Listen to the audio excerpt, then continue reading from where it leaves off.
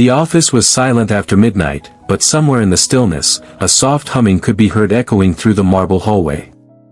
It wasn't from the machines or the faint buzz of fluorescent lights, it was from a man pushing a mop, singing under his breath as if trying to keep his tired soul alive. His name was Daniel. His clothes were faded, his shoes worn thin, and his eyes carried a quiet weight that no one ever cared to notice. No one except her, Evelyn Hart, the cold, untouchable CEO of the company. She stood hidden behind the glass railing of her top-floor balcony, watching as the janitor who everyone ignored worked late into the night, humming songs of comfort to no one but himself. If you believe in kindness, second chances, and the unseen struggles behind ordinary lives, please take a moment to like, comment, share, and subscribe to I Am Kindness Corner. Your small action helps spread stories that remind us humanity still matters. Evelyn had built her reputation on perfection and control. To her employees, she was the kind of woman who could walk into a room and silence it with a glance. Her voice was calm, her suits immaculate, her expressions unreadable. She ran one of the most successful design companies in the city, yet the weight of success had made her numb to the very people who helped her build it. But that night, when she stayed late to finish a proposal, she caught a glimpse of Daniel through the reflection on the glass. He was on his knees scrubbing the floor, pausing every few minutes to glance at a small, crumpled photo he kept in his pocket. That small act, so gentle, so human, stirred something in her. She couldn't explain why, but she wanted to know more. The next evening, after everyone had left, Evelyn pretended to forget her phone just so she could stay behind again. She waited silently as Daniel began his shift. There was something different about the way he moved. Careful, respectful, as though he believed every corner of the building deserved care. When the others mocked him for being just a janitor, he never responded. He just smiled faintly and kept working. That night, Evelyn noticed him wrap leftover sandwiches from the office cafeteria into a napkin, tucking them neatly into his bag before heading out. Curiosity pulled at her heart. Why would a man who looked so humble collect leftover food instead of eating it himself? The next night, unable to resist the growing tug of curiosity, Evelyn followed him.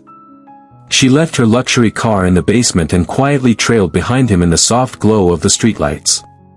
Daniel didn't notice her, his pace was slow, his shoulders slightly slouched.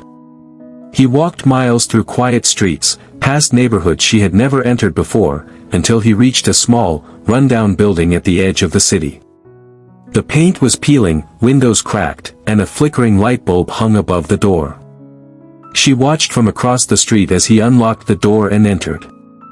Minutes later, she saw the faint shadow of a little girl running into his arms. Evelyn froze. Through the broken curtain, she could see him kneeling, handing the little girl the same sandwiches he had wrapped from the office. Her eyes lit up with joy as she ate. Daniel watched her with a tired smile, brushing her hair with gentle hands. There were drawings taped to the cracked wall, crayon sketches of a man, a little girl, and what seemed to be an angel with wings. Evelyn's chest tightened. He wasn't just a janitor. He was a father, a single dad fighting quietly to give his daughter a life of dignity. For days, Evelyn couldn't focus on her work. Her mind kept returning to the image of that small apartment, the fragile laughter of that little girl, and the quiet strength of a man who asked for nothing. She began to notice things she'd ignored before.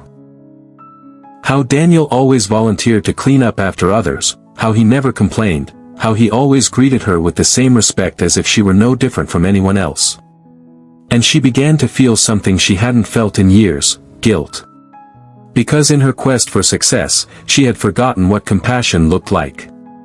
One afternoon, Evelyn called the head of HR. She asked how long Daniel had been working there. "Almost 6 years," came the reply.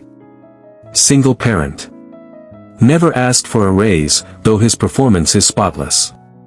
Evelyn felt a lump in her throat. 6 years. 6 years of silent dedication, invisible to everyone. That night, Evelyn followed him again, not out of suspicion, but concern. It was raining heavily, and she saw him stop halfway home, giving his worn-out jacket to a homeless man sitting under a bridge. Soaked to the bone, he walked on without hesitation. She could hardly believe her eyes. In a world where people fought over money and titles, this man had nothing, yet gave everything he could. The next morning, Evelyn asked her assistant to transfer an anonymous donation to Daniel's address, but the transfer was returned. He had no registered bank account. That same day, she called a small meeting with the HR team, suggesting an employee care initiative for all workers, including janitors and maintenance staff. She framed it as a company policy, but deep down, it was her way of giving back quietly. She knew Daniel would never accept help if he thought it was charity. Weeks passed. Slowly, things began to change. Daniel received a raise, new equipment, and an official letter recognizing his dedication. He was grateful, yet humble, never suspecting who had been behind it. Evelyn often watched him from her office window, her heart softening each time. But her guilt lingered. She had power to help, yet had lived for years ignoring the silent heroes around her. One day, Daniel didn't come to work. Evelyn noticed immediately. Hours turned into days, and worry gnawed at her. Finally, she took her car and drove to the same apartment she had seen before. The door was slightly open. Inside, the air smelled faintly of disinfectant. The little girl was sitting alone, coloring quietly. Evelyn stepped in, her heart pounding. When she asked where her father was, the girl whispered that he was at the hospital. He had fainted on his way home and was recovering from exhaustion. That night, Evelyn sat by his hospital bed, unnoticed as he slept. His hands were rough, veins visible, yet peaceful. There was a deep humility in the way he rested, as if even in illness, he was thankful for the quiet. She noticed the same crumpled photo lying beside him. It was of his late wife, holding their baby girl. In that moment, Evelyn realized how much love one heart could hold, even when life offered nothing in return. When Daniel woke up and saw her, he was startled. She didn't reveal how much she knew. She simply told him that the company appreciated his work and that his job would remain safe while he recovered. Tears welled in his eyes, but he said only one thing: "Thank you for being kind." Those words pierced her more deeply than any award or title she had ever earned.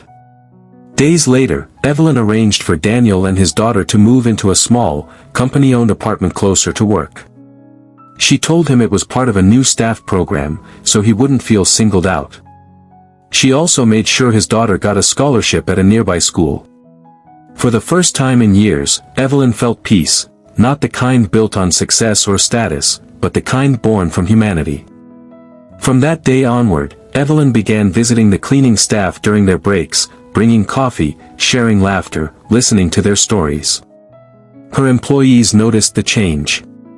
The cold CEO they once feared had become someone who remembered birthdays, asked about families, and even stayed late to help when workloads were heavy. The company culture began to shift. Kindness started to ripple quietly through the halls like sunlight after a storm. Months later, during the annual company event, Daniel stood on stage, trembling slightly as he accepted an award for dedication and perseverance. He looked out at the crowd, his voice breaking as he said, "Sometimes, we think no one sees us. But kindness has a way of finding you when you least expect it." The room was silent, many wiping tears from their eyes, including Evelyn. After the ceremony, Evelyn found him standing alone in the garden, gazing at the stars. He turned to her with a gentle smile. "You didn't have to do all this," he said quietly. She smiled back, her voice soft. "Maybe not. But sometimes, helping one person reminds us why we're human." He nodded, looking up at the night sky where the stars shimmered like silent witnesses to their shared humanity. If this story touched your heart, please take a moment to like, share, and subscribe to I Am Kindness Corner. Every small gesture you make helps spread compassion to someone who might need it most. Speech balloon special request: comment below with one act of kindness you believe can make the world a better place. As Evelyn drove home that night, she passed the same bridge where Daniel had once given away his jacket. The rain had returned, but this time, it felt different. It wasn't cold or lonely, it felt cleansing, as though the world itself was being washed of indifference. She slowed down, rolled down her window, and looked at her reflection in the wet glass of her car. The woman staring back at her was no longer the distant CEO. She was simply human, flawed, learning, and finally awake to the quiet beauty of kindness. And somewhere across the city, in a small apartment filled with laughter and drawings taped to the wall, a single dad told his daughter a bedtime story, not about struggle or sorrow, but about a kind lady who once followed them in secret. And how her heart changed because she cared enough to see. Because sometimes, all it takes is one act of kindness to change two lives forever.